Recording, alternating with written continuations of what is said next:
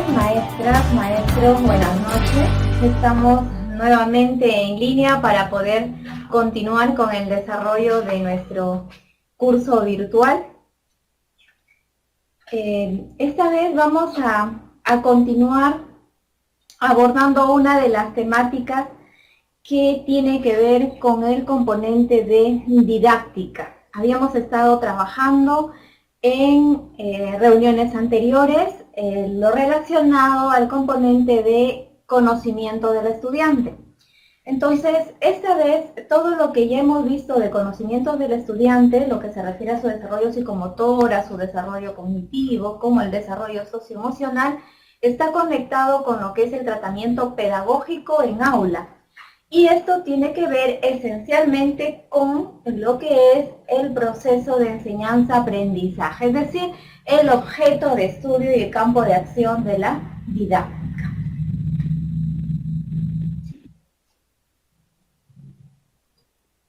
Vamos a ver entonces hoy día en este campo de la didáctica un aspecto relacionado a las teorías del aprendizaje.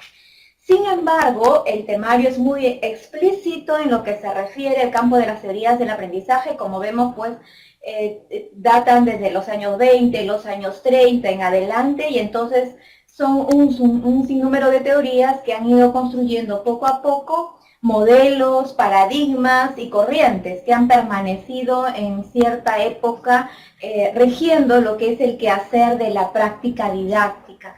Entonces, el temario explícitamente considera lo relacionado al constructivismo. Sin embargo, vamos a tener que poder un poco hacer una retrospección de cómo es que ha ido evolucionando ese campo de las teorías del aprendizaje hasta llegar a las actuales que tenemos hoy día condensadas en todo lo que es la corriente constructivista.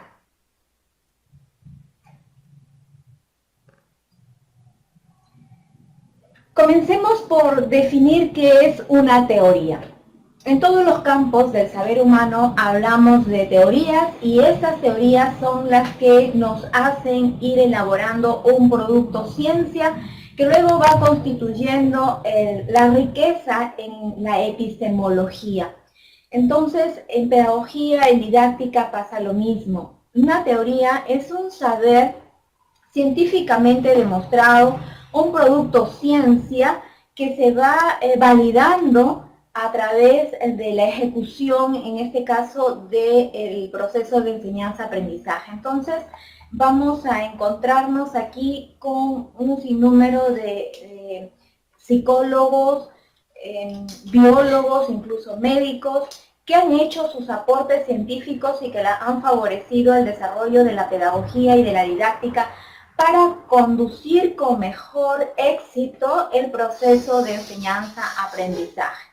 Sin embargo, todo este conjunto de teorías van dando origen a, como les decía, modelos, paradigmas que van teniendo un común soporte teórico. Sin embargo, cada una de ellas, desde la postura en que han sido estudiadas, aportan diferentes elementos en torno al mismo fin que es la construcción de los aprendizajes. Entonces, en ese sentido, nos ubicamos en modelos educativos. El día de hoy vamos a abordar 5 de ellos y nos vamos a quedar con mayor énfasis en aquellos que nos está solicitando nuestro temario de preparación. Comenzamos con el primer modelo, el modelo educativo conductista. Nace en los primeros años del siglo XX debido a los trabajos de Skinner. Skinner es uno de los propulsores de este modelo, pero no olvidemos que Skinner lo consolida después de todos los trabajos que vino haciendo Ivan Pavlov, con todo el tema de conductismo, el conductismo clásico. Skinner lo mejora y le incrementa otros elementos como el conductismo operante. Y entonces, todas estas etapas del condicionamiento van haciendo que se forme una concepción de cómo se construye el aprendizaje, a qué equivale el aprendizaje. Skinner propone que la psicología debe olvidarse del estudio de la conciencia y de los procesos mentales, debido a que no son observables, y concentrarse en el estudio de la conducta que deberá ser su objeto de estudio. Este es el fundamento del modelo educativo conductista. De modo que no hay preocupación por ver cómo funcionan las estructuras cognitivas, ni tampoco cómo desarrolla y evoluciona la conciencia, sino específicamente todo aprendizaje que se traduzca en un cambio de conducta. En otras palabras, el aprendizaje equivale a un cambio de conducta. Por lo tanto, el construirlo, vale decir, el terreno de la didáctica estaba orientado en esta época también hacia el cambio de conducta. Lo importante es definir su objeto de estudio en términos observables, es decir, posibles de ser medidos y cuantificados. Aquí lo asociamos un poco al tema de la evaluación. Nosotros sabemos que el proceso de enseñanza-aprendizaje tiene tres etapas: la etapa de planificación, la etapa de ejecución y la etapa de evaluación. Sin embargo, así como es concebido desde la fase de planificación, también es previsto la fase de evaluación. Y entonces, si en el modelo conductista lo que se procuraba era el desarrollo de conductas, la evaluación también iba asociada a ello. Por eso es que en este modelo la evaluación es sinónimo de medición o de cuantificación solamente. A partir de esta postura, los conductistas intentan estudiar descriptivamente las distintas conductas humanas mediante métodos experimentales, buscando leyes por medio de las cuales el medio ambiente controla la conducta de los seres vivos. Precisamente todo este soporte del modelo conductista está basado en el estímulo-respuesta, y entonces lo que proviene del medio son estos estímulos que son captados por el sujeto, en este caso en un proceso sensorio-motor, pero que se traduce o se revierte en una conducta. Y entonces, bajo este modelo educativo conductista, si se quiere provocar el aprendizaje de una conducta, el logro de una conducta, entonces hay que poner atención en el estímulo, porque dependiendo de esto se logrará la conducta prevista. Entonces, en el modelo conductista, esencialmente el aprendizaje está visto como un cambio de conducta.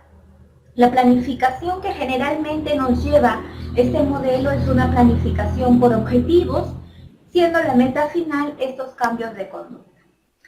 Pero a partir de todos estos aportes que dio el modelo educativo conductista, surgieron algunos teóricos, como por ejemplo Robert Gagné, que fue quien tuvo esa postura ecléctica entre lo que propugna el conductismo y lo que más adelante sería el modelo cognitivo o el modelo cognitivista. Es decir, si el primero privilegiaba el desarrollo de conductas, el segundo ponía énfasis en el desarrollo de los procesos cognitivos, vale decir, los procesos internos que sucedían en el cerebro del estudiante mientras se generaba el proceso de aprendizaje. Entonces, Gagné deja esa postura ecléctica porque incorpora en la forma de abordar el proceso de enseñanza-aprendizaje elementos como capacidades cognitivas. Y entonces esto da pie más adelante al enfoque cognitivista, donde ya no solamente importa la construcción de esa conducta, sino más bien el énfasis viene ahora en cómo es que se va generando la construcción del conocimiento al interior del sujeto. Y entonces surge este modelo a mediados de los años 50 como una reacción al conductismo, influido por los avances tecnológicos de aquella época, las comunicaciones, el avance de la informática, y como una respuesta al conductismo. Los teóricos cognitivos como Ausubel, Novan, Eysenck, en su obra La psicología educativa, no aceptan que los comportamientos estén determinados por el medio. Si bien aceptan que éste influye, consideran que son las representaciones que el sujeto elaborado o ha construido las que están mediando esta actividad. Y entonces el énfasis viene ahora en lo estructural cognitivo y no en lo externo que viene influenciado del medio ambiente. Por ello, su principal interés está ahora en las representaciones mentales, elementos que el conductismo no hacía referencia para la generación del aprendizaje. Estas representaciones mentales como la atención, la memoria, la percepción, el pensamiento, el mismo lenguaje, los conceptos que se van a ir construyendo son los que ahora son el punto de interés para este modelo cognitivo. Sus investigaciones se dirigen hacia la búsqueda de la descripción y explicación. ¿Qué es lo que pasa entonces en estas estructuras mentales? ¿Qué explicación, qué descripción se puede hacer de lo que ocurre en el cerebro al ir generando este proceso de construir? Y consecuentemente entonces se manifestará en una conducta humana y no como lo describía el conductismo. Entonces, partamos de esa clara diferencia entre el modelo conductista y el modelo cognitivista. El primero privilegia el desarrollo de conductas, por lo tanto, aprendizaje es igual a logro de conductas, cambio de conductas. En cambio, en el enfoque cognitivo, lo que se privilegia es qué ocurre, la preocupación por explicar qué ocurre en el cerebro de la persona cuando se enfrenta a un proceso de aprendizaje. Y entonces hablamos de las estructuras mentales, las estructuras cognitivas que dan sustento a este modelo. El tercer modelo es el modelo educativo psicosocial. Aparece a inicio de los años 60 y su campo de investigación corresponde al campo de la psicología social, o psicología de la educación. La psicología social de la educación tiene varias preocupaciones. Primero, reflexiona sobre las bases psicológicas del comportamiento social de los niños y adolescentes. Se aboca al análisis de ciertos procesos psicosociales cognitivos que se consideran como el aprendizaje social del sujeto. Es decir, este modelo incorpora a lo que ya plantea el enfoque cognitivo, incorpora el elemento social. Es decir, el sujeto aprende en esa interacción con su medio y es esa interacción la que le provoca ese desarrollo en sus estructuras cognitivas.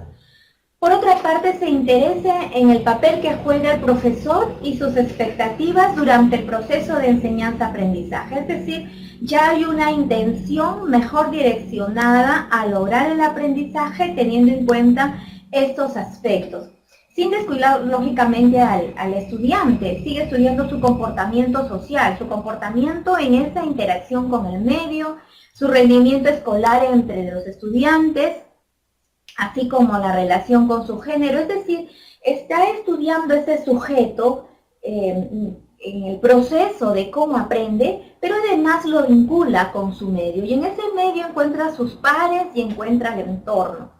Finalmente se ocupa de estudiar la psicología social de los grupos, interviniendo con éxito en el trabajo cooperativo del aula escolar. El modelo educativo psicosocial aporta lo que ahora en metodologías nosotros podríamos llamar el aprendizaje colaborativo, porque se fundamenta en que el estudiante aprende en la medida en que socializa con sus pares. Bien, dentro de estos modelos, de este modelo social del aprendizaje, vamos a encontrar a uno de sus representantes, que es Albert Bandura. Bandura, un psicólogo y pedagogo canadiense, teórico, experimentador de la teoría del aprendizaje social, realiza muchos experimentos sobre agresión infantil. Ahora más adelante vamos a ver uno de ellos. Es el autor más importante dentro del acercamiento social cognitivo.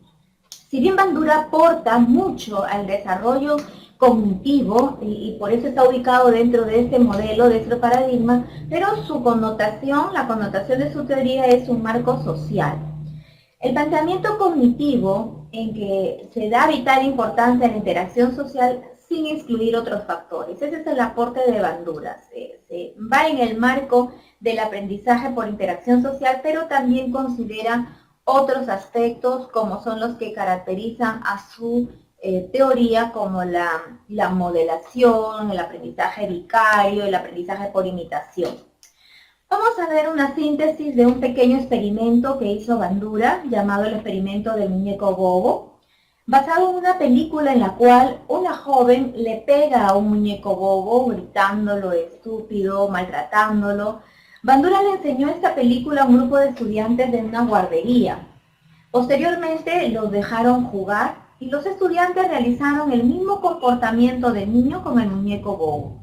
Entonces, este fue el punto de partida para que Bandura hablara de algunos elementos que accionan en este tipo de aprendizaje por imitación. Primero, que los niños no hacían más que repetir un modelo que ya habían visto, habían centrado su atención en esas conductas, habían retenido esos comportamientos y luego, pues cuando tuvieron la oportunidad, los repitieron. Hubo una réplica de esos comportamientos y lo más probable es que esas réplicas también se hayan ido incorporando a sus formas de actuar en adelante.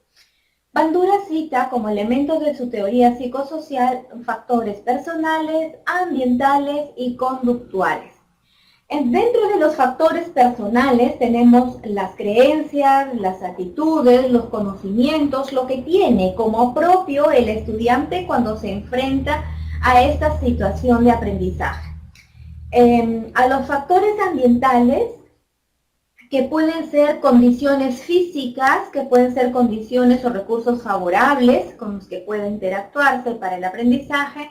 La conducta, que vienen a ser las acciones mismas, como también pueden hacer algunas expresiones verbales, y todos ellos influyen en una forma mutua, simultáneamente, a lo que él llama el determinismo recíproco, que viene a ser la conjugación de estos factores personales, ambientales y conductuales.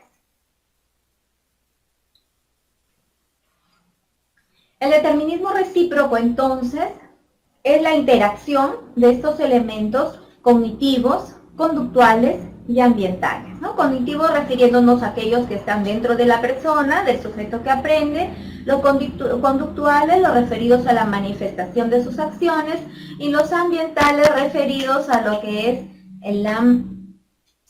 todos los factores que pudieran estar influyendo del medio.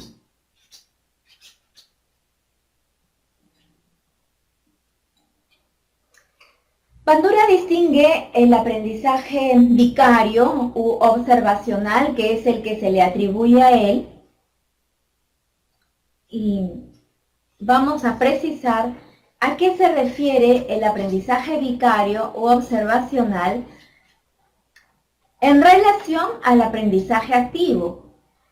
Mientras que en el aprendizaje activo, el experimentar y el aprender haciendo permite la adquisición de conocimientos, es decir, los adquiere y se apropia de ellos experimentalmente. En el aprendizaje vicario va a hacerlo observando, captando modelos, repitiendo patrones, es decir, necesitamos construir el modelo más idóneo para poder pretender que nuestros estudiantes hagan la réplica de ese modelo, de ese patrón, según lo que nos propone Bandura. Los elementos del aprendizaje observacional. Para que en el estudiante se dé un aprendizaje por modelación, por la propuesta de Bandura, debe en primer lugar posibilitársele prestar atención, retener la información o fijar las conductas, los patrones que esté observando, estar motivado para repetirlos, es decir, lo que se llamaría la significatividad de lo que va a aprender, y consecuentemente generar la conducta nueva, es decir, ya incorporarla a un aprendizaje. Entonces, para Bandura, los elementos del aprendizaje observacional son la atención, la retención, la motivación y la generación, aunque también en algunos textos, párrafos de su obra lo denomina la producción, porque ya es una conducta que se traduce en un aprendizaje producto. Entonces, la atención, la retención, la motivación y la generación o producción. Bandura plantea que el funcionamiento psicológico se basa en la interacción del ambiente físico y social, el sistema cognitivo y afectivo, así como el sistema conductual. En ese confluir de estos tres aspectos, según Bandura, se consolidaría el aprendizaje. Hace énfasis en los mecanismos cognitivos que nos permiten aprender a nosotros mismos.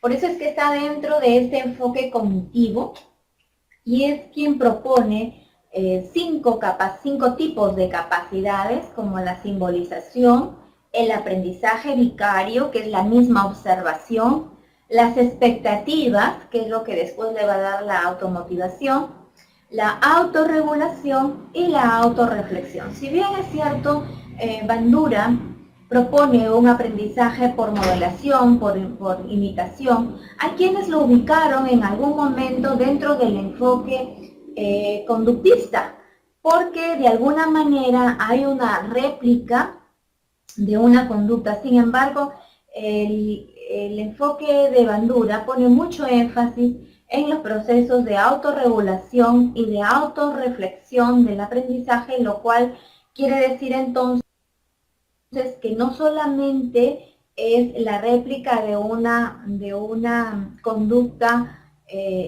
imitativa, sino que hay construcción a través de estos procesos. Entonces, por eso es que está dentro del enfoque del enfoque social del aprendizaje. La simbolización para Bandura es la capacidad para representar simbólicamente el conocimiento. El aprendizaje vicario, que tiene que ver con la capacidad para aprender, es decir, la movilización de habilidades, conocimientos, capacidades que le permitan a través de la observación y del modelado fijar algunos patrones conductuales. Las expectativas, que vienen a ser la capacidad de anticiparse a las consecuencias, a lo previsto, y que, como les decía, genera cierta motivación para continuar los procesos de autorregulación y de autorreflexión. En la autorregulación, como la capacidad para alcanzar metas y evaluar sus propias acciones, estas que va logrando por modelado. La autorreflexión, como la capacidad para pensar en uno mismo sobre los aprendizajes que va incorporando en todo este proceso de modelado. Los factores que influyen en el aprendizaje observacional: estado del desarrollo, el prestigio y competencia del modelo, las consecuencias vicarias, las expectativas, el establecimiento de metas, y llegamos a un término que Bandura lo llama autoeficiencia. Entonces, todo este proceso que implica el desarrollo de un aprendizaje observacional tiene un fundamento muy consistente, muy coherente con los planteamientos educativos que ahora estamos desarrollando, y tiene que ver con el establecimiento de metas y con la autoeficiencia, que quiere decir entonces llegar hasta alcanzar lo previsto a través de un proceso de regulación que van permitiendo la captación de modelos. Aquí algunas ilustraciones sobre lo que puede hacer este calco de patrones conductuales y cómo es que se van incorporando en las formas de ser y aprender de los niños. Por ejemplo, vemos acá una conducta social deseable de una madre guiando a un niño en su proceso de aprender, y cómo vemos una conducta social no deseable en un niño, pero que con toda seguridad es una réplica de lo que también observa. Entonces, el modelo social por observación termina en una conducta aprendida. Entonces, ahí podemos polemizar mucho sobre lo que ven nuestros niños, lo que ven nuestros jóvenes, por ejemplo, en este tema de ficción y realidad. Ahí también hay algunas ilustraciones donde los chicos pueden ir replicando estas conductas y las incorporan, y al incorporarla en su andamiaje pasa a ser procesos y productos de su aprendizaje. Entonces, patrones conductuales, incluso la forma de vestir, la forma de actuar, estos deportes que de pronto no son tan sanos para ellos, esas expresiones de violencia y de agresión, pero que los van incorporando porque hay retención, porque llama su atención, entonces ellos están en condiciones de hacer unas réplicas, aun cuando no caen en el terreno de la autorreflexión, del proceso regulador, porque simplemente copian, la repiten, imitan, y entonces, aun cuando no sea un aprendizaje direccionado, es un aprendizaje que se da por todos estos procesos que nos explica Bandura en su interacción con el medio. Entonces, de ahí, por ejemplo, el efecto de la televisión en los niños, que puede tener efectos positivos como puede tener efectos negativos. El aprendizaje de conductas agresivas a través de la observación de programas, de dibujos animados, que no les aporten un sentido formativo, sino todo lo contrario, va a ser para los niños motivo de aprendizaje. Porque, como les vuelvo a repetir, ellos están predispuestos para captar, para retener y luego para reproducir. Y por la edad, entrando a otro tema que es también el desarrollo y la maduración biológica, ellos, si no están orientados, si no hay aprendizaje direccionado, lo que van a hacer es calcar y repetir esos patrones sin el menor grado de reflexión o de autorregulación que les haga caer en la cuenta de seleccionar qué sí es positivo y qué es lo que no es positivo, qué les va a ayudar a favorecer en su desarrollo como personas y qué es lo que está distorsionando formas de ser, concepciones de ver la vida, el mundo, el planeta, las personas, los animales, etcétera. Entonces, porque no hay ese proceso intencionado de autorregular, de autorreflexionar, y menos de llegar a una autoeficiencia o una autoeficacia al aprender. Entonces, seamos conscientes de que estos patrones conductuales se repiten y se repiten traducidos en aprendizajes que cuanto más significatividad tiene para los niños va a ser relativamente permanente en su andamiaje de aprendizaje. El desarrollo potencial del aprendizaje. Vamos a ver ahora un poco de Forenstein, recapitulando un poquito Bandura. Bandura propone un aprendizaje social con intervención del medio, pero a través de modelos donde, además de los procesos cognitivos de autorregulación y de reflexión, se dan otros procesos instantáneos, como son la atención, la retención, la réplica de esos patrones. Entonces, el aporte de Bandura es intencionar esos aprendizajes porque está demostrado que sí se logran en los niños y en los adolescentes. Vamos ahora a ver entonces un poco sobre la teoría propuesta por Rubén Forenstein, un pedagogo judío de origen rumano. Nació en el año 1921 en Botazán. Es uno de los 9 hijos de una familia y un erudito en estudios judíos. A los 8 años ya tenía muchos alumnos bajo su tutela, quienes predicaban su disciplina. En 1944 huye de Israel para salvar su vida. Fue maestro para niños que venían de los campos de concentración, de ese contexto en el que se vivía en estas épocas. Fundador del Centro Internacional de Desarrollo del Aprendizaje. El énfasis en su aporte educativo está cuando él se va a Suiza por un tratamiento de una tuberculosis y al terminar sus estudios tuvo como maestros a Jung y a Piaget.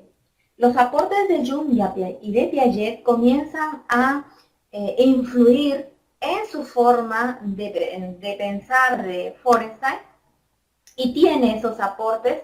Sin embargo, él centra sus estudios en la teoría de la modificabilidad cognitiva estructural, también llamada como la teoría MCE.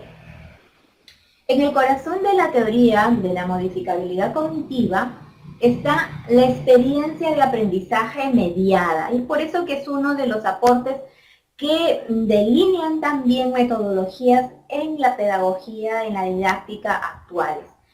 El desafío de estimular el desarrollo mental y emocional de aquellos niños de Túnez, Marruecos, Argelia y Egipto se extiende a la educación en general y compete a todas las edades, incluyendo programas de capacitación general. Forenstein apuesta porque las estructuras cognitivas de los seres humanos sí son modificables. Todo depende de la intervención oportuna, adecuada que pueda hacer, en este caso el mediador, vale decir el maestro. La inteligencia no puede existir para una élite, sostiene Forrester. En general se le ha concebido como una inteligencia estática y entonces quienes tienen el privilegio de tenerla muy desarrollada pues serán capaces de lograr aprendizajes muy profundos o complejos. Pero quienes no la tuvieran en ese sentido tendrían entonces capacidades limitadas. Sin embargo, Forrester dice, no, eso no es así, no es que haya una inteligencia estática. Lo que pase con esa inteligencia va a desafiar de que se modifiquen esas estructuras cognitivas y se llegue hacia los niveles ansiados de inteligencia que se pretenden lograr en los individuos. La inteligencia es el poder cambiar entonces la capacidad del individuo de beneficiarse de esa experiencia para su adaptación a nuevas situaciones, adecuando su comportamiento o actuando sobre su medio. No se puede hablar de medir inteligencia, se puede hablar más bien de evaluar la inteligencia. Cuando nosotros hacemos una medición, lo que hacemos es un comparativo. Por ejemplo, nuestro sistema educativo peruano tiene una escala de medición, que es la escala vigesimal. Y cualquier otra equivalencia que pudiéramos hacer para poder reportar evaluación de aprendizajes tiene que ser traducido a esta escala. Sin embargo, cuando nosotros medimos utilizando esta escala vigesimal, simplemente comparamos, puede ser una nota cuantitativa de mi estudiante, un 12 frente a un 20, que significa un 8 frente al 20 como escala máxima, que significa un 5 frente a un 8, que significa. Entonces, estamos haciendo uso de esa escala para hacer una medición. Sin embargo, Forrester dice que de la inteligencia no se trata de medirla, ni siquiera un test de inteligencia de coeficiente intelectual como el que propone Benit, que viene siendo utilizado hasta hoy en día para medir coeficiente intelectual, ni siquiera con un test bien diseñado, garantizado por algún experto, deberíamos medir la inteligencia, sino más bien evaluarla. Porque al evaluar habrá una toma de decisiones de por medio. Entonces, si en el primer caso solamente medíamos qué significa ese 12, ese 5, ese 8 respecto a una escala vigesimal, entonces cuando vamos a evaluar tendremos que pensar y respondernos la pregunta ¿qué hacer para que ese 8 signifique otra cosa diferente respecto de la escala vigesimal, en este caso del 20? Entonces la evaluación implica una toma de decisiones necesariamente. Hoy día más que nunca el objetivo de la educación debe ser desarrollar la inteligencia más que medirla. Y entonces es ahí donde Forrester propone que el mediador idóneo es el maestro y debe hacer gala de un sinnúmero de estrategias que le permitan desarrollar esa inteligencia de los estudiantes a todo nivel.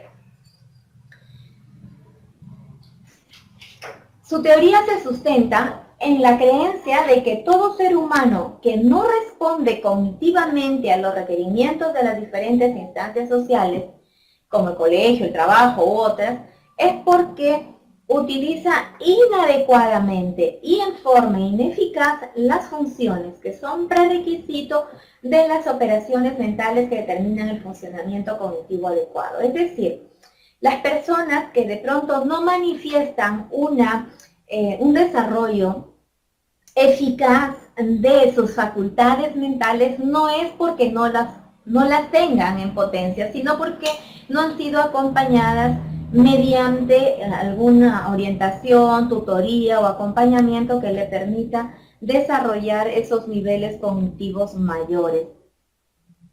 La propuesta de Forrester estructural funcional, o también la teoría de la modificabilidad cognitiva, con cualquiera de estas denominaciones se le conoce, pretende cambios estructurales que alteran el curso y dirección del desarrollo en busca de procesos cognitivos superiores que permanecen. Cuando nosotros hablábamos de procesos cognitivos, en reuniones pasadas, veíamos que habían algunos que son básicos o simples y otros que se encuentran a un nivel superior o complejo. Entonces, la teoría de Forrester supone que aquellos procesos cognitivos básicos o simples posibiliten el paso hacia los procesos cognitivos superiores mediante la experiencia del aprendizaje mediado. Y entonces no basta la exposición directa del ser humano, del sujeto al ambiente, al entorno, sino que necesita también la experiencia del aprendizaje mediado. Entonces, siempre que los ítems o las casuísticas de algunos exámenes nos hablen de la experiencia de aprendizaje mediado, estamos frente a la teoría de la modificabilidad cognitiva, que es la teoría de Feinstein. Entonces, en ese sentido, los procesos cognitivos básicos son fáciles de convertir a procesos cognitivos superiores. La experiencia del aprendizaje mediado. El puente entre el medio y el sujeto lo construye el mediador. Es decir, depende de los elementos que movilice del entorno frente al sujeto el mediador para conseguir el aprendizaje que se está buscando. Entonces, del medio puede tomar elementos como intereses, expectativas, demandas, necesidades, y que al interactuar, al desafiar los niveles cognitivos del sujeto, posibilita que éste incorpore nuevas estrategias o nuevos procesos que los manifestará luego en comportamientos que van a ir revelando un buen funcionamiento cognitivo. En eso consiste la experiencia del aprendizaje mediado. Ese puente entre el medio, el entorno, el contexto y el sujeto que aprende. Del medio, los elementos externos, del sujeto, movilización de sus procesos cognitivos simples para llevarlos hacia los procesos cognitivos superiores. El mediador cambia el orden de la apariencia de algunos estímulos y obliga al sujeto a focalizar su atención no solo hacia el estímulo seleccionado, sino hacia las relaciones de este con otros estímulos, hacia una anticipación de resultados. Quiere decir entonces que podemos ir consiguiendo proceso a proceso esta modificabilidad desde algunos procesos más simples hasta otros más complejos. Esto persigue propósitos específicos, es decir, en los maestros no tenemos un aprendizaje a la deriva.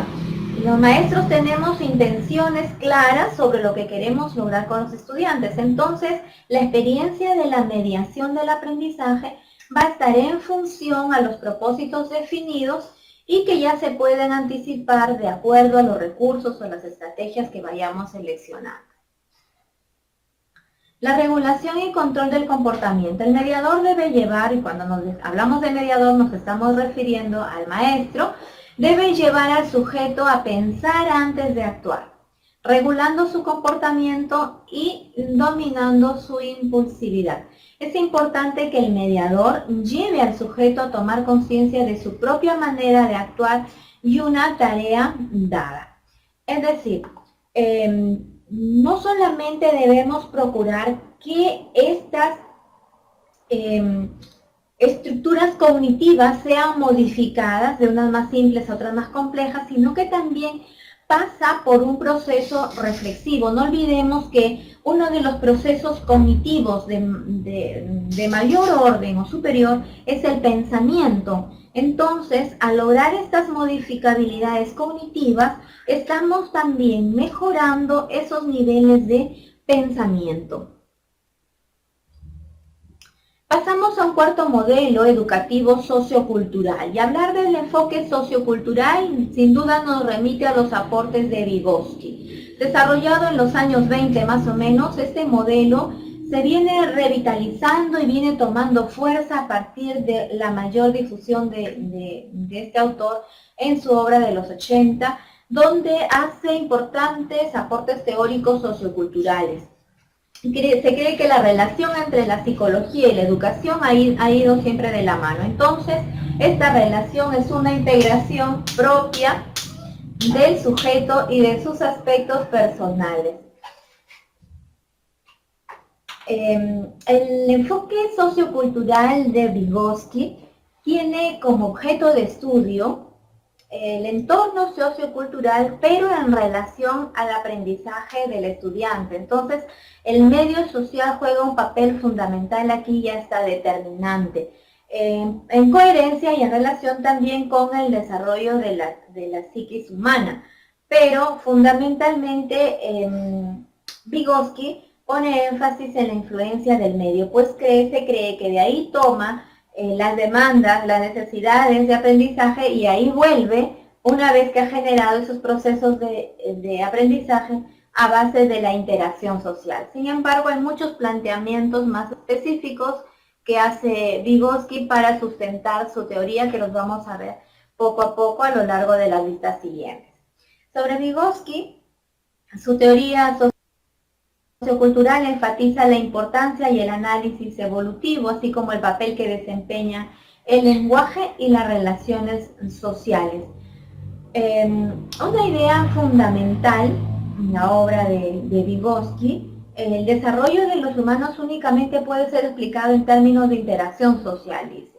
El desarrollo consiste en la interiorización de los instrumentos culturales, como el lenguaje, que inicialmente no nos pertenecen, sino que pertenecen al grupo humano en el cual nacemos. Estos humanos nos transmiten estos y otros productos culturales, y en esa interacción entonces nos vamos apropiando de esa cultura. Y entonces Vygotsky habla de un proceso de interiorización, que no viene a ser otra cosa que captar lo que nos ofrece el entorno, y cuando lo interiorizamos y lo incorporamos a nuestro andamiaje personal, entonces se va construyendo en aprendizaje, al que Vygotsky lo llama lenguaje. Este lenguaje viene a ser la apropiación del medio en la construcción de nuestros aprendizajes. Un poquito para explicar el proceso de internalización como lo refiere Vygotsky. Por internalización se entiende desde la obra de Vygotsky, desde luego, al proceso que implica la transformación de fenómenos sociales en fenómenos psicológicos, es decir, cómo los captamos de lo externo y cómo es que se quedan en el interior del sujeto. Por lo tanto, hablamos de fenómenos sociales que ingresan del exterior y se quedan en el interior del sujeto, donde se convierten en los fenómenos psicológicos. Entonces, Vygotsky habla de estos fenómenos sociales externos y de los fenómenos psicológicos que ya vendrían a ser internos. Y esto se da a través del uso de algunas herramientas o de signos que pueden luego reflejar esta comunicación. Esta serie de transformaciones psíquicas se sintetizan de la siguiente forma, según los pasos que plantea Vygotsky. La primera, una operación que inicialmente representa una actividad externa, es decir, sucede y se construye fuera, en el mundo exterior. Es donde se percibe. En una segunda fase, este proceso interpersonal queda transformado en otro de carácter intrapersonal, es decir, desde la socialización en el medio, cómo es que pasa a ser parte de una estructura ya interna y personal que está en el sujeto particularizada, individualizada. Y la tercera, que es la transformación de un proceso interpersonal en un proceso intrapersonal y que viene a ser el resultado ya de una prolongada serie de sucesos evolutivos. Y es en estos sucesos evolutivos, en ese trance de ir de lo externo a lo interno, de ser un fenómeno de transformación externa, de ser un fenómeno social y convertirse en un fenómeno psicológico, es ahí donde viene la intervención didáctica o pedagógica del docente para conseguir estos sucesos evolutivos que para Vygotsky son transformaciones. Vygotsky explica esto también con la ley de la doble formación, también llamada la LDF, donde hay un proceso recíproco y de ida y vuelta desde una percepción externa hacia una reconstrucción interna que se da ya en el sujeto de los fenómenos y cómo es que se construye en un lenguaje y cómo el lenguaje vuelve al externo. Entonces hay una doble formación de una reconstrucción interna hacia la transformación de un lenguaje y cómo de este lenguaje vuelve al medio externo, y entonces es un proceso de ida y vuelta y según Vygotsky es el proceso continuo de aprender. Instrumentos de mediación. Los instrumentos de mediación o los, digamos, perceptores de los fenómenos externos son objetos culturales, son instituciones sociales, el mismo lenguaje y las La estructura interna, donde se dan los fenómenos psíquicos, pues se dan a nivel del sujeto. Digo que explica los procesos psicológicos en dos líneas. La línea de los procesos psicológicos elementales y la línea de los procesos psicológicos superiores. La línea de los procesos psicológicos elementales, llamada también la línea natural, porque corresponde a procesos cognitivos como por ejemplo la memoria, la atención, la concentración, que son procesos básicos y que los tenemos interiorizados, nos enfrentemos o no a un proceso de aprender. En cambio, los procesos psicológicos superiores sí son intencionados, sí son dirigidos y los subclasifica en rudimentarios y en avanzados. En los rudimentarios, al lenguaje, propiamente dicha la lengua escrita, que la considera un proceso psicológico, si bien superior, pero a la vez cotidiano, simple, muy propio de la práctica social de cualquier sujeto. En cambio, dentro de los avanzados, considera la lengua escrita como producción de conocimiento científico y que esto sí necesita de un proceso de escolarización, de un proceso formativo sistemático, es decir, acompañado por expertos, por especialistas que van a constituirse en la guía de acompañar en cierta etapa del proceso al estudiante hasta conseguir los aprendizajes previstos. Entonces, digo que habla de la línea natural y la línea cultural. La línea natural es innata, es inherente, es espontánea, es correspondiente a nuestra naturaleza. Dentro de la línea cultural tenemos los procesos psicológicos rutinarios, como la lengua oral, que también nos es propio a todo ser humano. Sin embargo, llama dentro de la línea cultural a los procesos psicológicos avanzados, a la lengua escrita o al conocimiento científico que, como ya les decía, necesariamente tiene que ser un proceso sistemático, escolarizado, acompañado, bien guiado, con intenciones claras y además requiriendo la guía, la tutoría de un experto. Y precisamente ese proceso guiado lleva a lo que Vygotsky describe como la zona de desarrollo próximo, y que no es más que la distancia entre el nivel de desarrollo real y el nivel de desarrollo potencial que tiene todo ser humano. Esta zona de desarrollo permite la capacidad de resolver independientemente los problemas. Para nosotros, todos los formadores, tutores, maestros, la meta es que nuestros estudiantes sean capaces de resolver por sí solos las situaciones problemáticas, las situaciones de contexto o las acciones en las que ellos tengan que mostrar algún desempeño. Sin embargo, somos conscientes que tienen todo un potencial de aprendizajes ya adquiridos, de facultades, de procesos cognitivos que les son inherentes, y somos conscientes también que para que llegue a hacerlo solo, por cuenta propia, consciente de los procesos que realiza, necesita un acompañamiento, y este acompañamiento lo hace un tutor, un mediador, para que pueda acompañar este proceso de desarrollo potencial que tienen todas las personas. Entonces, lo que nos indica Vygotsky es que este acompañamiento tutorial tiene que ser dado por una persona preparada, capaz de guiar con acierto este proceso. Y nos habla de estas tres zonas: de desarrollo potencial, de desarrollo real y de desarrollo próximo, ¿no? Entonces, lo ideal es que se llegue a esa zona de desarrollo real, donde el estudiante ya pueda tener un andamiaje de aprendizaje que pueda hacer por sí solo. El andamiaje es la idea que un adulto significativo, un par o un compañero mejor preparado, medie la tarea del niño. A esto se le llama andamiaje. Es decir, la oportuna guía o tutoría o acompañamiento para que este niño en algún momento sea capaz de realizar la actividad, la tarea o el aprendizaje por sí solo.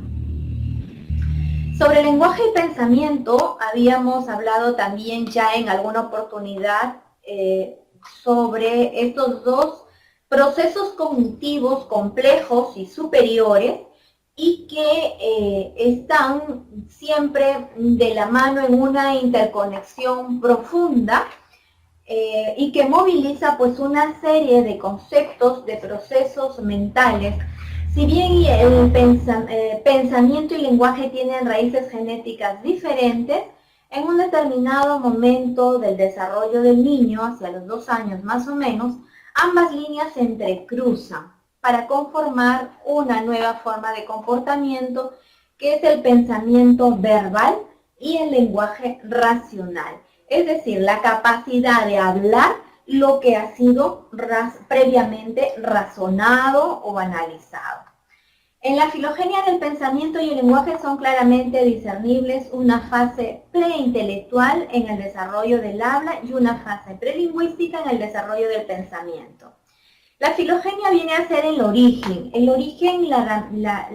si se quiere, como las ramificaciones en las que ha ido evolucionando tanto el pensamiento y el lenguaje, y en todos los seres humanos, tanto el pensamiento como el lenguaje, tienen fases preformativas, digámoslo así, de cada uno de ellos. Para que un niño llegue a expresarse oralmente de una manera racional, es porque anteriormente ha habido una fase preintelectual de sus niveles de pensamiento. Entonces, pensamiento y lenguaje simultáneamente implican desarrollo paralelo para poder decir que el desarrollo cognitivo se está dando. Implicaciones educativas. El desarrollo psicológico visto desde una manera prospectiva, vamos haciendo aquí una síntesis de todos los aportes que nos propone Vygotsky. En el proceso educativo normalmente se evalúan las capacidades o funciones que el niño domina completamente y que ejerce de manera independiente. La idea es comprender en el curso de desarrollo el surgimiento de lo que es nuevo, es decir, el desarrollo de procesos que se encuentran en un proceso todavía embrionario. La zona de desarrollo próximo es el dominio psicológico en constante transformación, de manera que el profesor debe intervenir en esta zona de desarrollo próximo con el objeto de provocar en los estudiantes los avances que no sucederían espontáneamente. Es decir, hay como fases normales a nuestro desarrollo como seres humanos, hay muchos procesos que se irán dando espontáneamente, que se irán dando en coherencia con nuestro desarrollo y madurez biológica, que se irán desarrollando a medida que la edad avanza, pero hay procesos que tienen que ser intencionalmente dirigidos. Y entonces de esos son los que estamos hablando cuando hablamos de esta zona de desarrollo próximo a la que nos refiere Piaget. Es en esta zona donde debemos intervenir como docentes para provocar los estudiantes que estamos deseando en los estudiantes y ser conscientes de que en ese proceso necesitamos ser guías, los mejores guías con las estrategias más idóneas, con los recursos más idóneos para poder generar los aprendizajes intencionados que estamos buscando.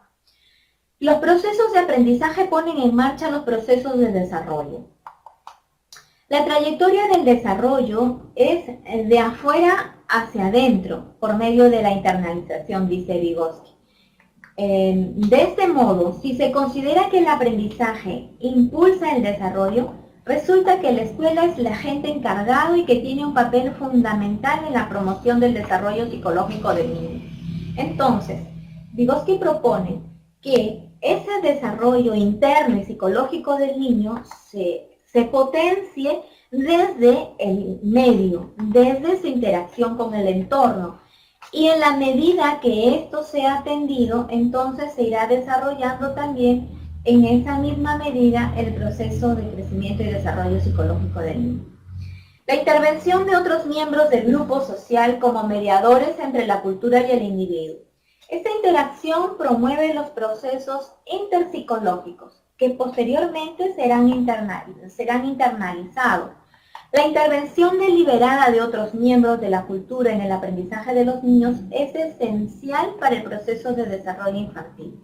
La escuela, en cuanto a creación cultural de las sociedades letradas, desempeña un papel especial en la construcción del desarrollo integral de los miembros de esas sociedades. Vale decir, la demanda es la formación de estos niños, pero interactuando con ellos para poder orientarlos hacia el desempeño que la sociedad espera de ellos. Es lo que las implicaciones que podríamos tener al plano educativo del aporte de Vygotsky. Y vamos con el quinto y último modelo, que es el modelo educativo constructivista, y sobre el cual se ha puesto mucho énfasis en estos últimos tiempos, porque los modelos vienen a ser corrientes pedagógicas y como tales hoy están y mañana no están, así como tuvimos la vigencia de ese modelo conductista por mucho tiempo y luego se ensayó toda una pedagogía de la didáctica en cuanto a la escuela nueva, posteriormente el cognitivismo puro, luego el enfoque social del aprendizaje y ahora el enfoque constructivista, ¿no? Esa evolución del tratamiento que ha ido teniendo el proceso de enseñanza-aprendizaje nos hace caer en la cuenta que estas corrientes están relativamente en el tiempo. Sin embargo, el modelo constructivista pues es el que está vigente hoy sin que de pronto pues descartemos totalmente los aportes de los otros modelos. Además, dentro de los constructivistas encontramos también el aporte de los cognitivistas, en este caso Vygotsky, Brunner, que se incorporan dentro de este modelo educativo también. Proviene de los estudios piagetanos, la tercera década más o menos, los años 30, sobre la lógica y el pensamiento verbal en los niños. Recuerdan que cuando veíamos los procesos cognitivos superiores, vale decir, pensamiento y lenguaje, había esa controversia entre quién es primero, el pensamiento y el lenguaje, y había el enfoque de Piaget que nos decía, primero es el pensamiento, y el lenguaje no es otra cosa que la herramienta para comunicar lo que uno piensa. Y había luego el enfoque de las teorías sociolingüísticas que decían, no, el pensamiento está dependiendo del lenguaje.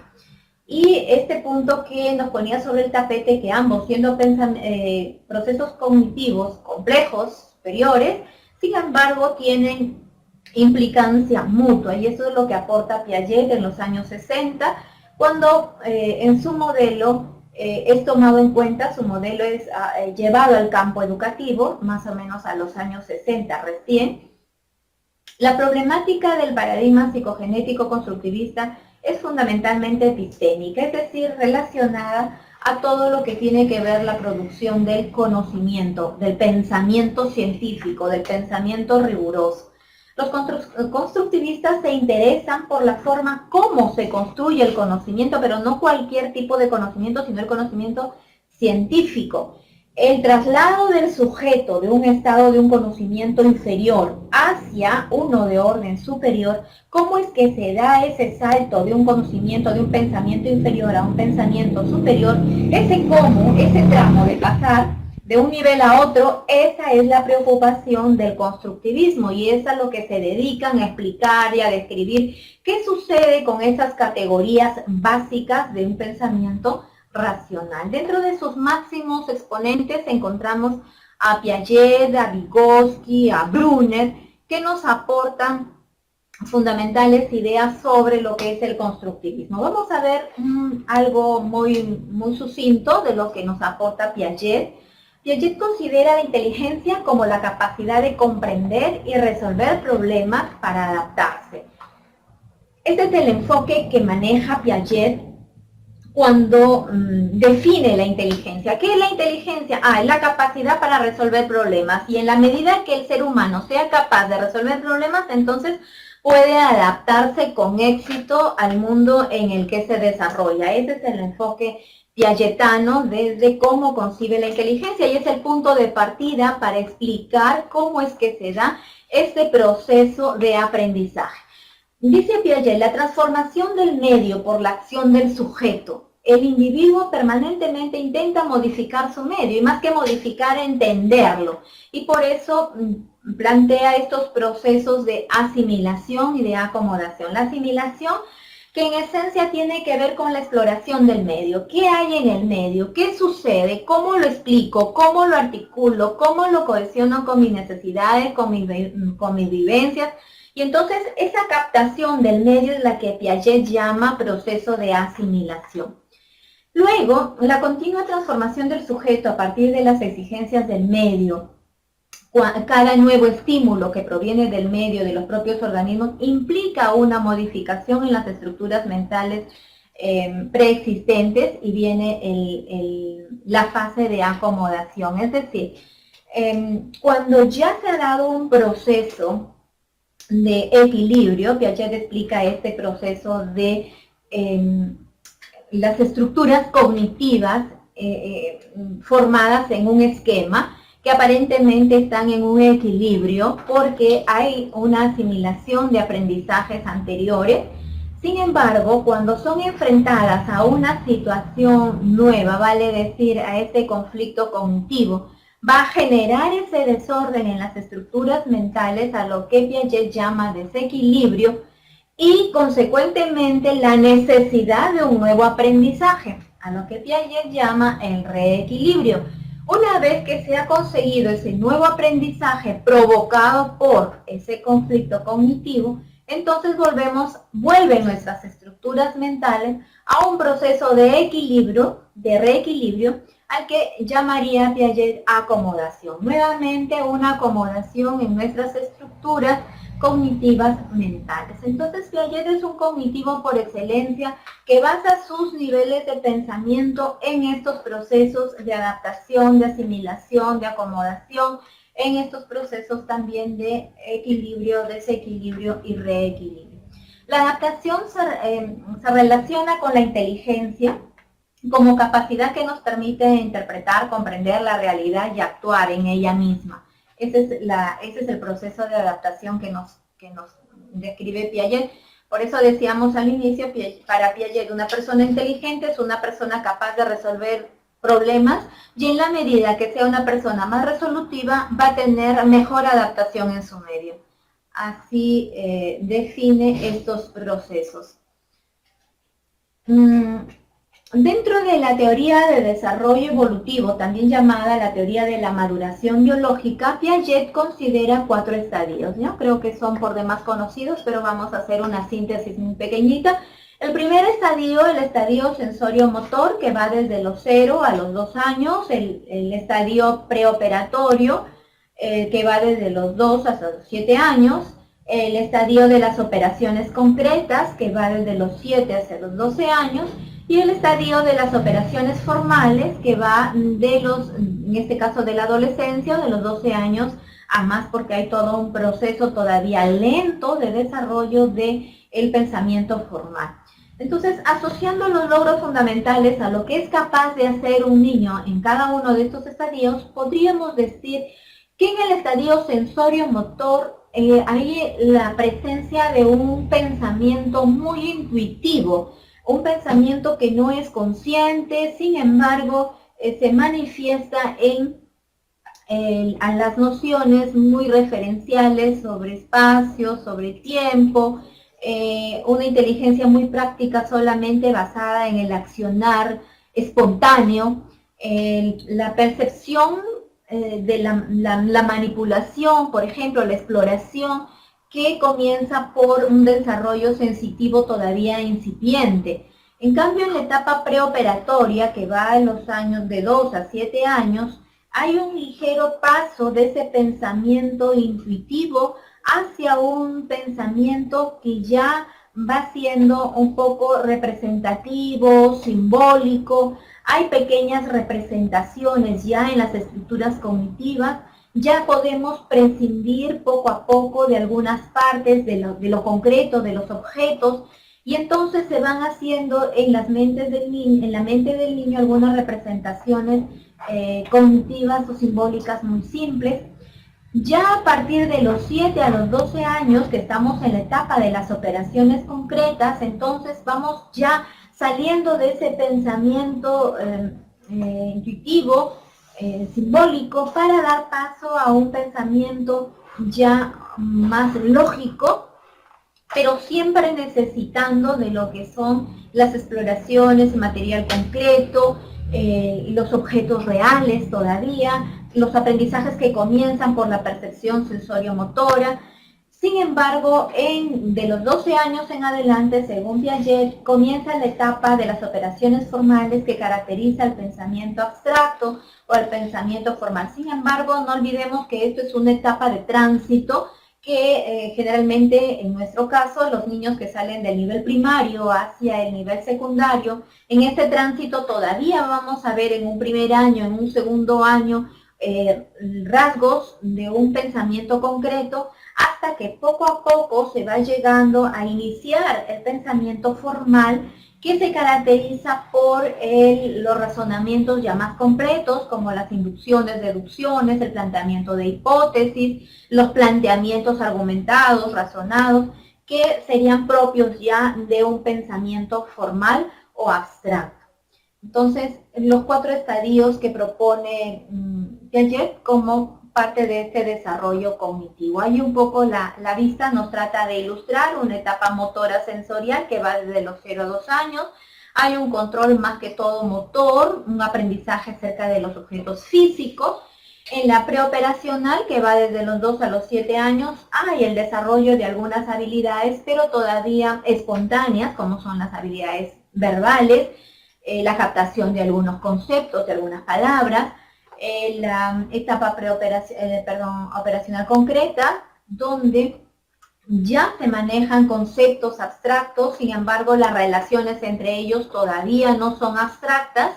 Y en la etapa formal, de los 12 a 15, es un rango relativo, donde ya debe haber un desarrollo de habilidades sistemáticas y lógicas que nosotros como maestros deberíamos observarlas o apreciarlas, producto de todo este acompañamiento que se pudo haber hecho en los estadios anteriores. De lo contrario, vamos a tener adolescentes que están en la edad biológica para tener este tipo de pensamiento formal o abstracto, sin embargo, no lo tienen a esa edad todavía. Esto tiene que ver entonces con el adecuado acompañamiento que se tenga en los otros 3 estadios anteriores. Vamos a ver otro representante dentro del constructivismo que tenemos, en este caso a Brunner. Brunner, autor del método de aprendizaje por descubrimiento guiado, implica dar al estudiante las oportunidades para involucrarse de manera activa y construir su propio aprendizaje a través de la acción directa. El método propuesto por Brunner enfatiza en la actuación, la participación directa que tiene el estudiante en la construcción de su propio aprendizaje. Su finalidad es impulsar el desarrollo de habilidades que le posibiliten el aprender a aprender. Y no solamente el aprender a aprender cuando está guiado por alguien, sino que se apropie de todas esas habilidades que le permitan aprender a aprender en otras situaciones. Entonces el aprendizaje viene a ser un procesamiento activo de la información que cada persona organiza y construye desde su propio punto de vista. Lo más importante de este método es hacer que los estudiantes se percaten de la estructura del contenido que van a aprender, de las relaciones entre sus elementos, facilitando con ello pues la retención y apropiación, o puede ser la recreación de un conocimiento. Entonces, según la propuesta y el alcance de Brunner, es que esta estructura de contenido, esta secuencia, esta situación debe ser diseñada por el maestro en función a los aprendizajes que tenga previsto. Es él quien tiene que organizar de mejor manera todos los elementos que van a facilitar que el estudiante descubra lo que aprende o que enfrente al estudiante en la acción misma de aprender. Entonces, este es el aporte de Brunner en su aprendizaje por descubrimiento.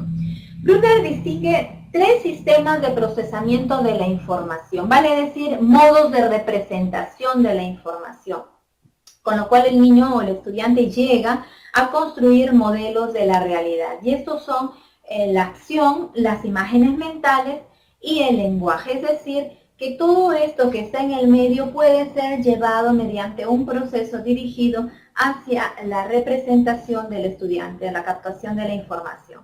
Los conocimientos deben ser organizados y presentados de manera que sean coherentes con el modo de representación que tiene cada alumno. El desarrollo cognitivo, según Brunner, atraviesa 3 estadios. Esto sí es importante que lo entendamos y que lo analicemos porque esto sí es motivo de análisis y de casuísticas en las evaluaciones. Los estadios que según Brunner atraviesa un estudiante cuando aprende es la representación en activa, la representación icónica y la representación simbólica. La representación en activa, que viene a ser la representación de cosas como una reacción inmediata de la persona, es decir, una reacción por manipulación del objeto. Tenemos el objeto, hay una manipulación, se enfrenta al estudiante a una manipulación de objetos y luego hay una representación que queda en él, pero no por lo que vio, sino por lo que manipuló. La representación icónica, representación de las cosas mediante una imagen, independientemente de la acción. Es decir, ya es un nivel de abstracción más completo, porque ya no necesito, luego de haber manipulado un sinnúmero de elementos, poder hacer la representación de acuerdo a lo que he hecho, sino más bien, de acuerdo a la intensidad de esa acción, puedo reproducir imágenes que ya no están en relación directa a lo que se manipuló. Por eso se habla de una representación icónica a un segundo nivel. Y una representación simbólica, que es a donde se llega, cuando ya se representan los objetos o los acontecimientos por medio de las características formales, es decir, por ejemplo, el lenguaje. Ya estamos en condiciones de elaborar un concepto luego de haber asociado características de muchas representaciones y que puedo definir, conceptualizar qué es tal o cual cosa, qué aprendizaje se produjo, pero ya a partir de unas representaciones muy abstractas donde ya no necesito ni del objeto ni la representación de imágenes, porque ya se construyó el concepto que puede ser transmitido a través del lenguaje. Estos son los 3 estadios que propone Brunner para el aprendizaje por descubrimiento: la representación en activa, la representación icónica y la representación simbólica, que como vemos tiene diferentes niveles de complejidad. Ausubel y su aprendizaje significativo, otro constructivista que data de los años 1918 más o menos, con el cual se originó y se difundió la teoría del aprendizaje significativo. Hablar de aprendizaje significativo inmediatamente nos asocia a los aportes de Ausubel. En este tipo de aprendizaje se valora la experiencia que tiene el aprendiz en su mente. Sin embargo, no solamente nos referimos a experiencias previas cognitivas, sino también a otros elementos que pueden aflorar cuando se trata de orientar el proceso cognitivo o los procesos cognitivos en los estudiantes. La teoría de Ausubel es cognitiva, explica el proceso de aprendizaje significativo a través de la comprensión, la transformación, el almacenamiento y el uso que se le da a la información. Entonces, los saberes que puede traer consigo nos permite que comprenda a partir de la experiencia. Cuando se conecta con nuevos saberes, pasa un proceso de transformación la experiencia que trajo consigo y luego cuando esto es significativo, es decir, le dice mucho al estudiante, le significa mucho al estudiante, se almacena en su memoria a largo plazo, donde estará listo para poder evocarse o para verterlo en un desempeño o para poderlo conectar con otros saberes de un nivel más superior o complejo. Se distinguen 3 tipos de aprendizaje significativo según Ausubel: el aprendizaje representacional, el aprendizaje conceptual y el aprendizaje proposicional.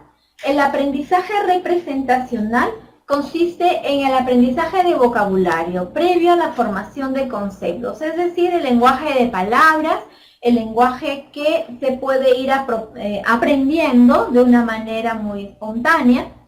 El aprendizaje conceptual ya es la formación de conceptos, ya requiere un aprendizaje por descubrimiento. El niño ya va aprendiendo estos conceptos por inducción, porque se le posibilitó la forma de transformar esas representaciones en conceptos.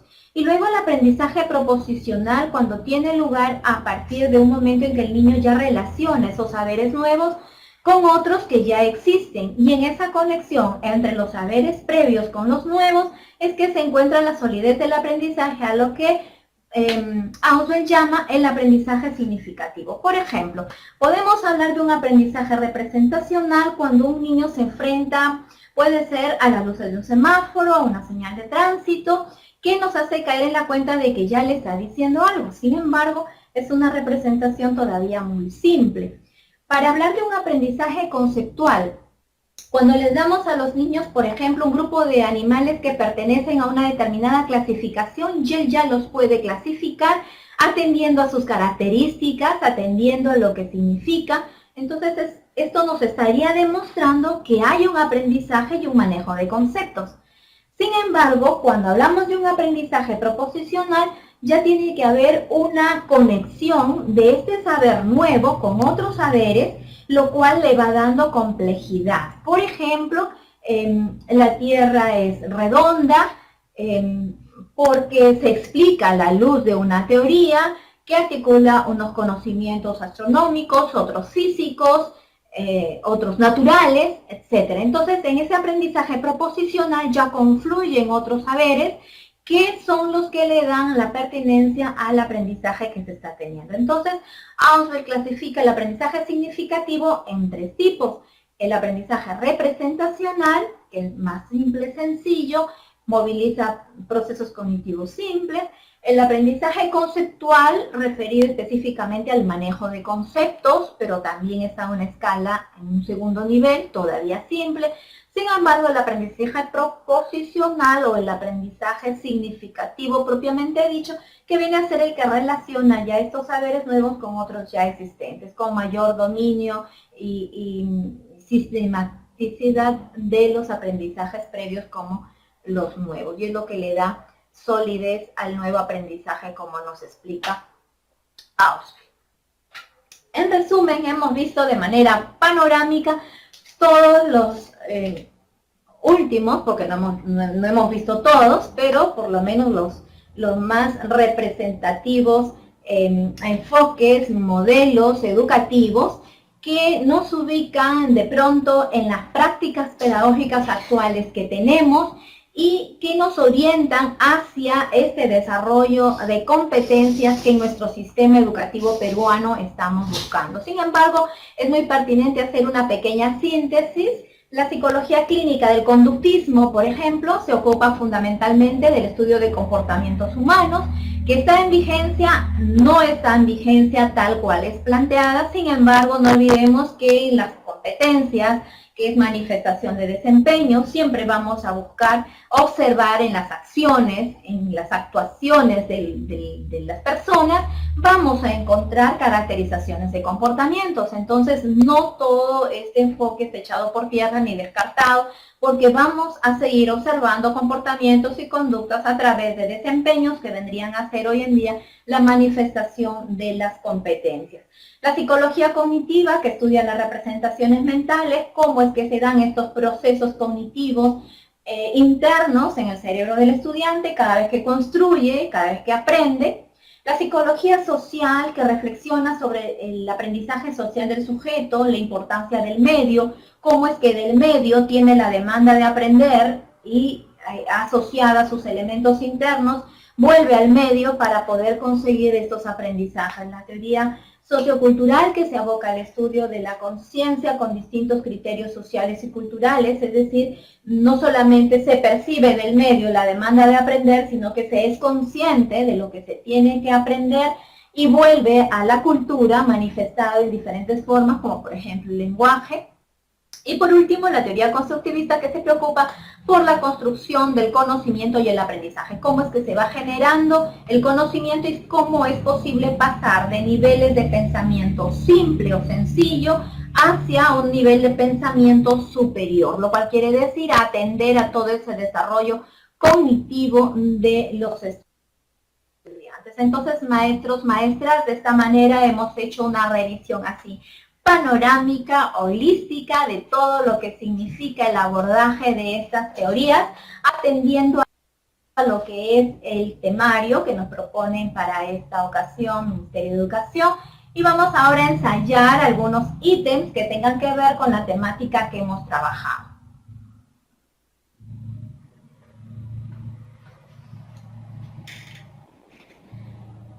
Bien, comenzamos entonces con el ítem número 1.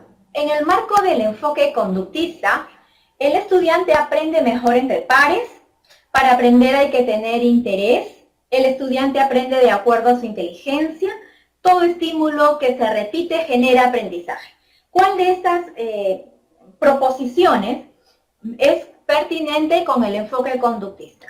¿Qué alternativa será la correcta? Me están indicando la alternativa D. Bien. Me están indicando como respuesta correcta la alternativa D. Correcto.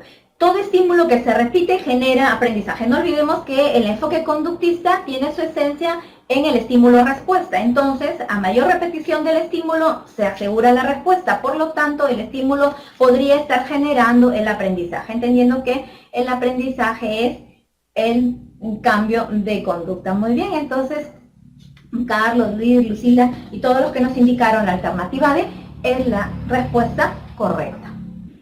Vamos con el ítem número 2. Si decimos que los estudiantes necesitan desarrollar su lenguaje y potenciar su zona de desarrollo próximo, estamos haciendo referencia a la teoría pedagógica de A, aprendizaje significativo, B, aprendizaje sociocultural, C, aprendizaje condicionado, D, aprendizaje por descubrimiento. ¿Cuál será la alternativa correcta? Me están indicando la alternativa D, Pilar me dice la alternativa B.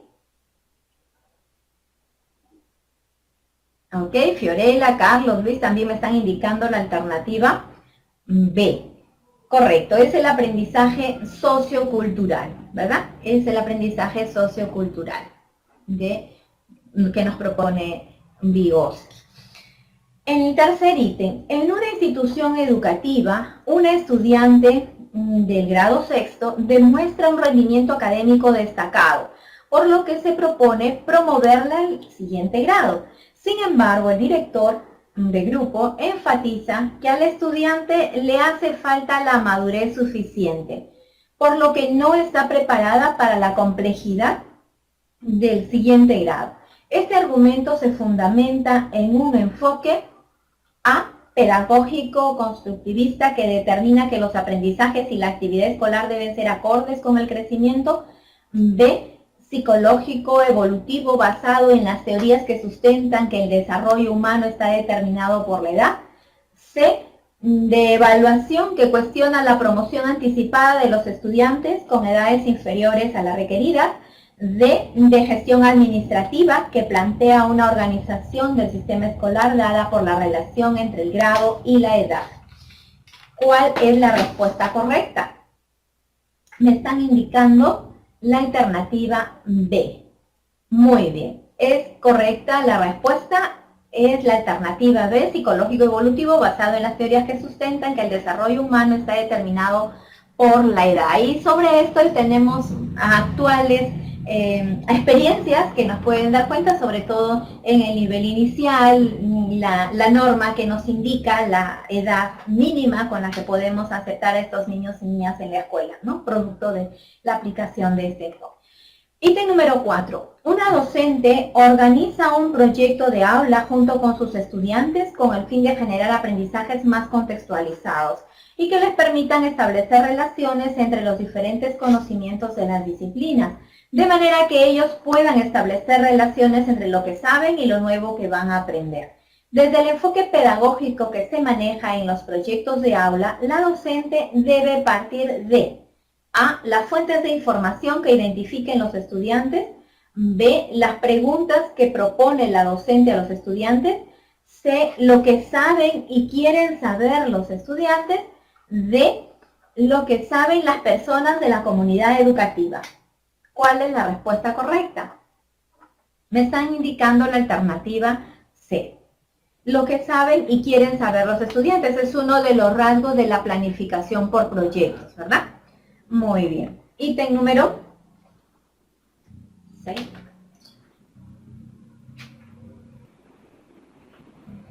¿No? 5. Desde el enfoque histórico-cultural, todo el desarrollo psicológico del ser humano es el producto de la mediación que ejercen las personas, los objetos, los instrumentos, y los signos y los significados. En este sentido, en la evaluación educativa, la familia cumple un papel significativo de mediación. Teniendo en cuenta lo anterior, no es posible decir que la familia A, valora la acción escolar, B, aporta la acción escolar, C, dialoga con el proceso educativo, D, determina los desempeños esperados. ¿Cuál es la alternativa que refiere el ítem? Que no es posible decir.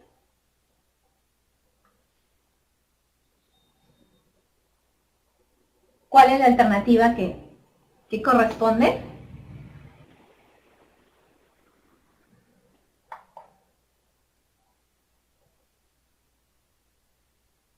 A ver, no podríamos afirmar que determine los desempeños esperados. Que aporte sí, que valore sí, que dialogue sí, pero no podríamos decir que determine los desempeños esperados porque esa intencionalidad educativa le corresponde solo a la escuela, específicamente a los maestros y a las maestras. Entonces nos quedamos con la alternativa D.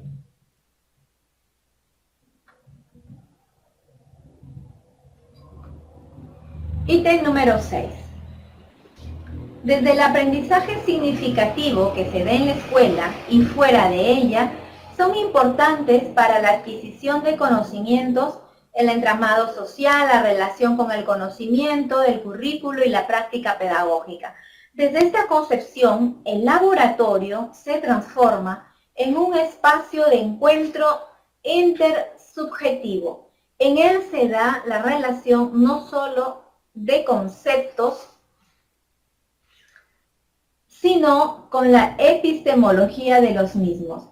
En este orden de ideas, el laboratorio es un espacio de aprendizaje significativo porque en él los estudiantes y el docente A demuestran conceptos, leyes naturales, científicas a través de procedimientos, implementos y productos. B, conectan la teoría previamente suministrada con la práctica y verificación de conceptos y sus implicaciones científicas. Centran su aplicabilidad en los procesos y procedimientos para llegar a la comprobación de las hipótesis, conceptos y leyes. D, construyen y ponen a prueba hipótesis desde los conocimientos previos, indagan sobre la noción histórica y cultural y legitiman los conceptos.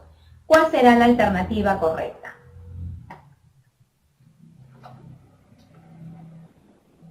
A ver, me indica la alternativa B. La alternativa D, me dicen también, Lucila, la alternativa D. ¿Cuál será la respuesta correcta?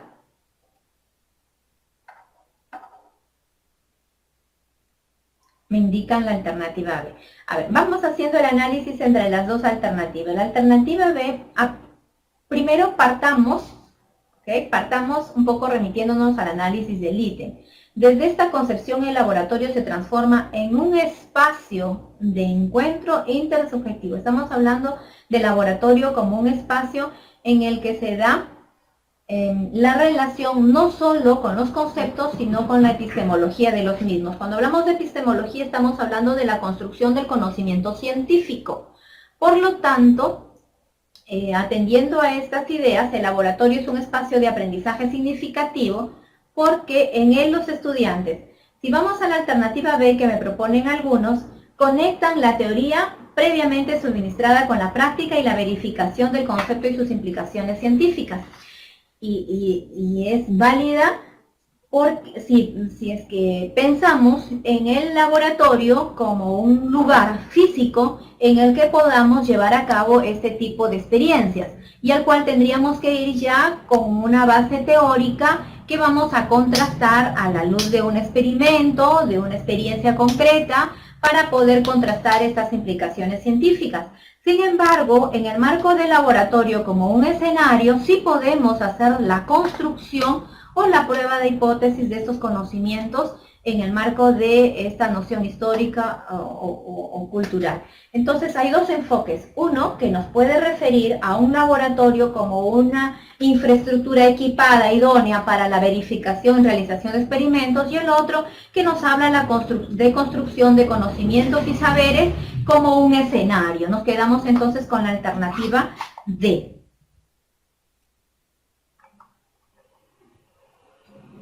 Ítem número 7. Desde la perspectiva de la enseñanza para la comprensión y la inteligencia se explica como la habilidad necesaria para procesar información, resolver problemas o elaborar productos que son valorados en uno o más contextos culturales. Desde este planteamiento, para realizar la evaluación, un docente debe tener en cuenta cómo sus estudiantes a. Buscan, organizan y apropian la información. B. Encuentran, ordenan y relacionan la información. C. Recopilan, sistematizan y analizan la información. D. Seleccionan, transforman y utilizan la información. ¿Cuál será la alternativa correcta para este ítem?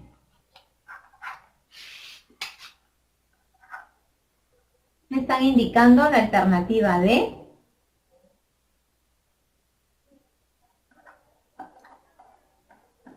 También la alternativa C. Bien, entonces amerita que hagamos también un análisis. El ítem nos habla de la enseñanza para la comprensión, nos habla de la inteligencia como habilidad para procesar información, pero hay un punto clave que los productos que sean elaborados serán aplicados en uno o más contextos culturales. Entonces, si nos quedamos con la información de la alternativa B, encuentran, ordenan y relacionan información, no podemos llegar hasta la utilización de la información para poder ver la utilidad que le dan en diferentes contextos.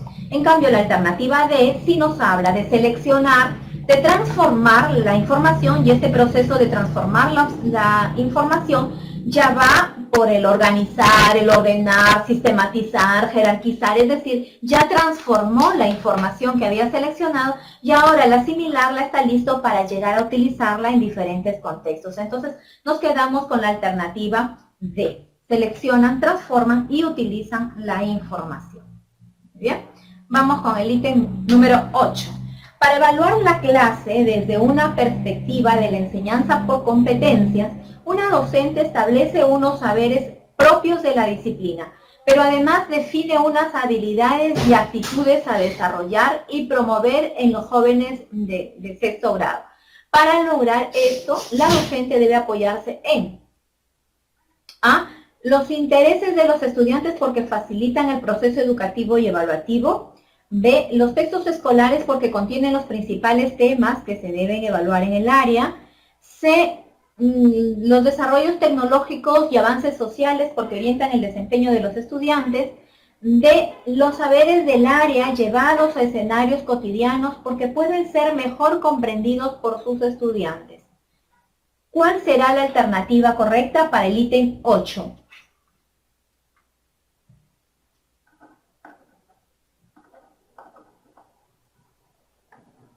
Me indican la alternativa A y me indican la alternativa D. A ver, hablamos de una enseñanza por competencias. Por lo tanto, ello nos debe hacer pensar en aprendizaje producto como sinónimo de un desempeño donde el estudiante va a movilizar capacidades, conocimientos, recursos para desempeñarse con éxito en un determinado contexto. Entonces, para lograr esto, ¿qué es lo más pertinente que se tenga como apoyo? Los intereses de los estudiantes porque facilitan el proceso educativo y evaluativo, sí, es cierto, pero vamos a la alternativa D, que también me la han propuesto por aquí, los saberes del área llevados a escenarios cotidianos porque pueden ser mejor comprendidos por sus estudiantes. No olvidemos que la organización de las áreas tiene sentido porque son el medio para desarrollar las competencias.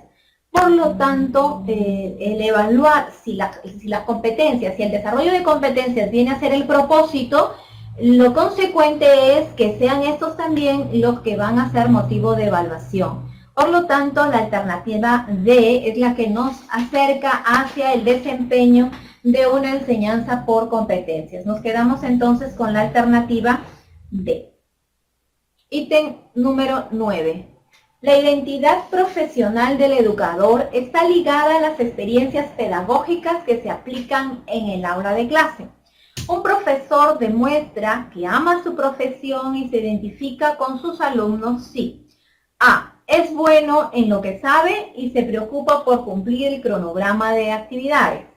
B. Sustenta con metodologías científicas para demostrar que tiene dominio de su área. C. Habla durante toda la clase para mantener la atención de los estudiantes. D. Capta la atención e interés de sus estudiantes, facilita el diálogo y tiene dominio de su materia. ¿Cuál de las alternativas es la respuesta correcta? Me están indicando la alternativa D, como que cae por su propio peso, ¿verdad? Captar la atención de los estudiantes es buena muestra de que podemos hacer de todo para poder llegar a ellos y que se identifiquen con los propósitos de aprendizaje que nosotros tenemos previstos. Facilitar el diálogo va a facilitar la construcción. Y algo que no podemos negar y que es inminente también, el dominio del área, el dominio de la especialidad, que nos va a dotar de mucha creatividad para poder seleccionar las estrategias, los modos pertinentes de llegar a los aprendizajes. Si nosotros no dominamos, no tenemos dominio del área o de la especialidad, va a ser bien difícil que se nos ocurra un abanico de posibilidades de cómo hacer que nuestros estudiantes aprendan. Pero si tenemos ese dominio de la especialidad, del área, del enfoque, de lo que busca, de la razón de ser, entonces va a ser muy fácil direccionar todas nuestras situaciones de aprendizaje hacia lo que estamos buscando con nuestros estudiantes. Entonces, nos quedamos con la alternativa D. Ítem número 10. Si la creatividad puede definirse de diversas maneras, como proceso, producto, personalidad, enfoque, etc., la creatividad no está presente en A. Individuos intuitivos y críticos. B. Sujetos repetidores de esquemas. C. Una categoría de producción diferente. D. Una estrategia de aprendizaje. Recordemos que el ítem está asociado a una negación. Entonces, ¿cuál es la alternativa correcta en el ítem 10?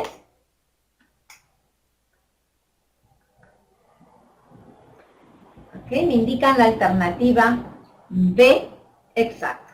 Todas las demás pueden ser admitidas, todas las demás nos pueden dar rasgos de creatividad en las personas, excepto la alternativa B. Sujetos repetidores de esquemas no puede estar favoreciendo el desarrollo de la creatividad. Ítem número 11. El recreo escolar es un espacio de libertad donde el niño toma decisiones y desarrolla la habilidad de crear reglas de juego de manera consensuada. El recreo plantea una sensación de amplitud espacial con situaciones abiertas donde se tiene la posibilidad de abandonar o cambiar de juego y aprenden a resolver conflictos con sus pares sin intervención del adulto. Desde esta visión, el recreo forma parte del currículo oculto de la escuela. Por ello, de acuerdo con el planteamiento anterior, no es cierto que el recreo A. Posibilite las interacciones sociales de los actores de la comunidad educativa. B. Fomente el desarrollo de habilidades sociales y el manejo de emociones. C. Direccione el proceso de enseñanza-aprendizaje. D. Propicia la manifestación y circulación de la cultura. Recordemos también que el ítem nos hace alusión a una negación. No es cierto que. Entonces, ¿cuál de las alternativas nos muestra esta opción? Me indica la alternativa C, ¿verdad? Y es la correcta. No puede el recreo como una actividad actividad, es cierto, una experiencia, pero que no corresponde al currículo, sino al currículo intencionado, sino al currículo oculto. Por lo tanto, no puede direccionar el proceso de enseñanza-aprendizaje. Desde los fundamentos de la teoría del aprendizaje significativo de Ausubel, al definir la adquisición del aprendizaje, se plantea la existencia de dos ejes. De una parte, el que enlace el aprendizaje por repetición con el aprendizaje significativo. Por otro lado, el que enlace el aprendizaje por recepción con el aprendizaje por descubrimiento. El proceso de aprendizaje en estos dos ejes comprende dos etapas. Una al aprendizaje guiado y otra al aprendizaje autónomo. Siguiendo estos planteamientos, sería válido concluir que el propósito pedagógico de las tareas de los docentes asignan a sus estudiantes para realizar en casa es: A. Involucrar a la familia en el proceso educativo de la institución. B. Dirigir el desarrollo de la capacidad de investigar fuera del aula de clase. C. Desarrollar independencia y responsabilidad en el proceso de aprendizaje. De repasar fuera de la institución educativa los conocimientos aprendidos en el aula. ¿Cuál de las alternativas será la correcta? Me están indicando la alternativa C. Muy bien. Desarrollar independencia y responsabilidad en el proceso de aprendizaje, es lo que les llevará a hacer un aprendizaje significativo. Muy bien. Pasamos al ítem número 13. Según Bandura, los elementos para que se produzca el aprendizaje por observación son: A. Atención y producción. B. Atención, retención, producción y motivación. C. Atención, motivación y reforzamiento. D. Motivación, producción y atención. ¿Cuál será la respuesta que nos muestra todos los procesos de un aprendizaje por observación según Bandura? ¿Cuál será la respuesta correcta?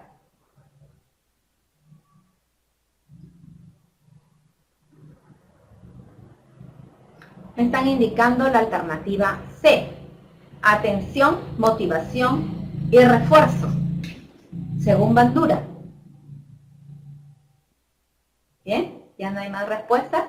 Sin embargo, para Bandura, los elementos, habíamos dicho que permiten la modelación, es primero la atención, la retención, la motivación que lleva a la producción. Entonces, si bien en la alternativa B no están secuenciados porque se termina en la producción, que es la revelación ya del patrón modelado, están los 4 elementos que considera Bandura en el aprendizaje por observación. Entonces, la alternativa correcta es la alternativa B: atención, retención, producción y motivación. Ítem número 14. Se entiende el concepto de competencia como un conjunto de conocimientos, aptitudes, actuaciones y habilidades cognitivas, socioafectivas y comunicativas relacionadas entre sí para facilitar el desempeño flexible y con sentido de una actividad en contextos relativamente nuevos y retadores. Por lo tanto, la competencia implica conocer, ser y saber hacer, refiriéndonos a un documento vasco, totalmente literal. De acuerdo con el texto anterior, en el currículo por competencias, el contexto adquiere relevancia porque: A. La acción educativa se orienta a formar a los estudiantes para actuar en diferentes ámbitos sociales. B. Los conocimientos de los estudiantes se construyen a partir de las situaciones sociales prácticas. C. La práctica pedagógica se centra en la capacidad de los estudiantes para realizar tareas con éxito. D. Los contenidos académicos se organizan a partir de las condiciones socioculturales. ¿Cuál será la alternativa correcta?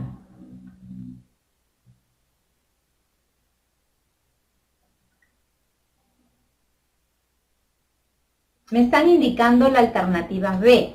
Los conocimientos de los estudiantes se reconstruyen a partir de situaciones sociales prácticas. Podríamos analizar un poquito también la alternativa A. La acción educativa se orienta a formar a los estudiantes para actuar en diferentes ámbitos sociales. No olvidemos que ese es el encargo de la formación por competencias. Entonces, todo este conjunto de conocimientos, de actuaciones, de habilidades, nos va a poner de manifiesto en un determinado contexto. Y entonces los conocimientos que nos dice la alternativa B, los conocimientos de los estudiantes se reconstruyen a partir de situaciones, van al cómo, a la posibilidad que nos ofrece el medio. Pero el ítem se refiere hacia la intención, hacia el qué, hacia el propósito. Y el propósito de la acción educativa es formarlos para actuar en diferentes ámbitos o contextos. Esa es la intencionalidad de que en el currículo se considere en el marco de las competencias los contextos. Entonces, es la alternativa A. Ítem número 15. La teoría del desarrollo cognitivo de Vygotsky, Watson, Skinner o Piaget considera los principios de adaptación, organización, asimilación y acomodación. ¿Cuál es la alternativa correcta? ¿A quién corresponde la teoría del desarrollo cognitivo atendiendo a estos principios? Piaget, ¿verdad? Piaget. Respuesta correcta. Ítem número 16. Es una ventaja del aprendizaje significativo propuesto por Outwood. A. Facilita el adquirir nuevos conocimientos relacionándolos con la práctica. B. Facilita adquirir nuevos conocimientos con una corta duración. C. Facilita adquirir nuevos conocimientos relacionándolos con los saberes previos. D. Facilita adquirir nuevos conocimientos con la enseñanza mecánica. E. Facilita el adquirir nuevos conocimientos relacionándolos con la enseñanza repetitiva. ¿Cuál será la alternativa correcta en el ítem 16? La alternativa C, de acuerdo. Es esta una característica del aprendizaje significativo, la conexión de los saberes nuevos con los previos. Ítem número 17. Para los conductistas, como Pavlov, la enseñanza del aprendizaje debe estar basado en A. Controles aversivos. B. Estímulos positivos. C. Impulsos motivados. D. Procedimientos transformadores. E. Pensamiento crítico. ¿Con qué se asocia el conductismo de Pavlov? Pavlov, no olvidemos que es el máximo representante del conductismo clásico, ¿no? Muy bien, basada precisamente en estímulos. Correcta la respuesta, la alternativa B, estímulos positivos. Los aprendizajes eran posibles de lograr a través de estímulos positivos, nos decía Ivan Pavlov. Ítem 18. El enfoque pedagógico de Brunner tiene como principal característica A. El desarrollo cognitivo. B. El aprendizaje por observación y autorregulación. C. Participación activa en el proceso de aprendizaje. D. Conexiones entre estímulos y respuestas. E. Repeticiones sucesivas de la operación acción-respuesta. ¿Cuál es la alternativa correcta para el ítem 18?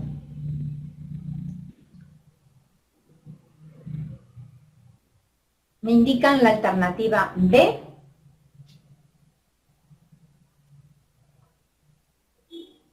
¿Sí? Bueno, el método propuesto por Brunner en esencia es la participación activa en el proceso de aprendizaje. No olvidemos que Brunner nos propone un aprendizaje por descubrimiento y para que el estudiante descubra no lo hace observando, lo hace desde la experiencia misma, viviendo la experiencia o llevando a cabo la experiencia de aprendizaje. Entonces, es la alternativa C, participación activa en el proceso de aprendizaje. Esto tiene que ver con el aprendizaje por descubrimiento planteado por Brunner. Ítem 19. Lee el siguiente texto e indica la idea principal. Para Vygotsky, el habla es un lenguaje para el pensamiento. El lenguaje es la herramienta que posibilita cobrar conciencia de uno mismo y ejercitar el control voluntario de nuestras acciones, teniendo la posibilidad de afirmar o negar algo. Esto es una cita textual del enfoque de Vygotsky.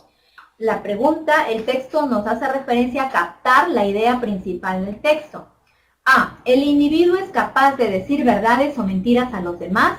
B. El individuo tiene conciencia de lo que es y actúa con voluntad propia. C. El individuo utiliza el lenguaje como una herramienta para hablar. D, las afirmaciones o negaciones son herramientas del lenguaje. E, las afirmaciones o negaciones son utilizadas por el individuo con voluntad propia. ¿Cuál será la respuesta correcta?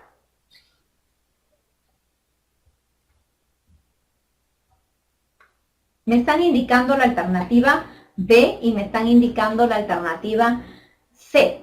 Aquí tengamos en cuenta que no ponemos en discusión el mensaje, la idea o el pensamiento de Vygotsky. Lo que nos pide el ítem es señalar la idea principal del texto. No estamos queriendo traducir lo que diga Vygotsky o de acuerdo o en desacuerdo, sino la idea principal de lo que dice el texto. Y entonces lo analizamos un poquito. El habla es un lenguaje para el pensamiento. El lenguaje es la herramienta que posibilita cobrar conciencia de uno mismo y ejercitar el control voluntario de nuestras acciones, teniendo la posibilidad de afirmar o negar algo. Para identificar la idea principal existen muchas estrategias. De pronto las de contexto, de pronto las de supresión, de resaltar la que creemos idea principal y luego leer el texto, si es que tiene sentido, esa era la principal y si no, no. Entonces, con cualquiera que sean las estrategias que manejemos para señalar la idea principal, nos traduce el texto que el individuo tiene conciencia de lo que es y actúa con voluntad propia, al margen de lo que sea afirmar, negar, el lenguaje, el pensamiento. En esencia es la toma de conciencia que se tiene y el control propio de la voluntad. Entonces nos quedamos con la alternativa B. 20. Es un representante del constructivismo quien considera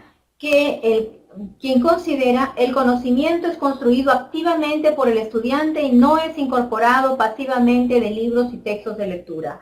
Vygotsky, Skinner, Brunner, Gardner o Ausubel. Me indican todos la alternativa C.